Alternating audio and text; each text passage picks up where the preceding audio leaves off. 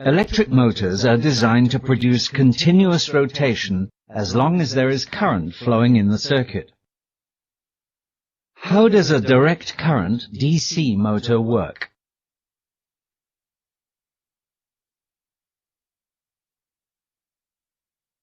What happens to the armature when current flows through the circuit?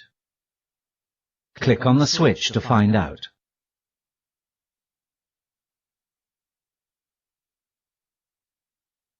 When the switch is switched on, the circuit is completed and the armature rotates. Why? Notice that the wire segments PQ and RS of the coil are in the same magnetic field. The current flows from P to Q, then to R, and then to S.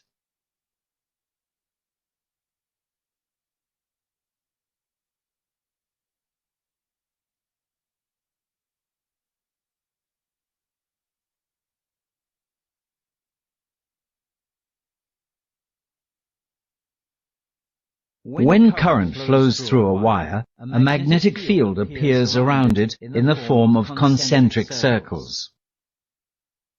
Determine the magnetic field direction for the wire segment PQ and RS.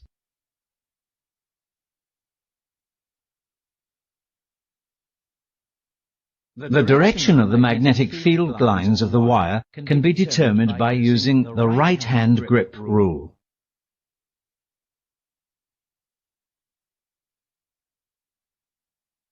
When the magnetic fields of the two current-carrying wires interact with the magnetic field of the permanent magnets, forces are resulted.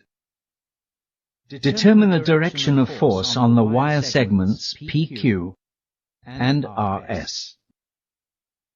The direction of force on the current-carrying conductor in a magnetic field can be determined by using Fleming's left-hand rule.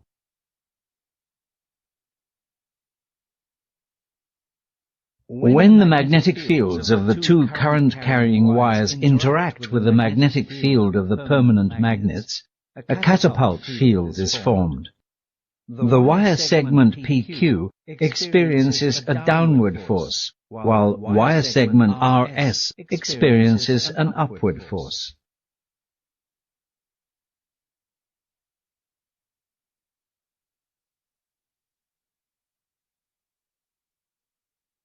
Both forces are of equal magnitude, but opposite in direction. These forces produce a turning effect, or a couple, on the coil, thus causing the coil to rotate in the anti-clockwise direction.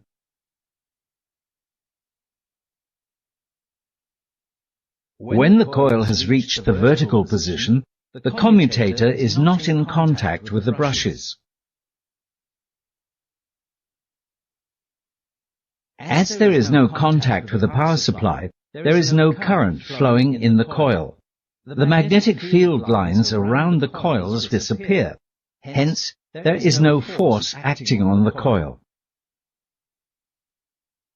However, in this vertical position, the momentum of the coil causes it to continue in its direction of rotation until the commutator regains contact with the brushes again.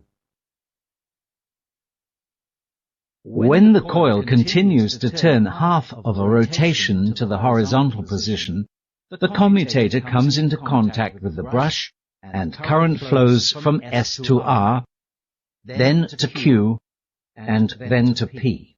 The exchange of contact that each commutator makes with the brushes every half rotation ensures the same current direction in the armature.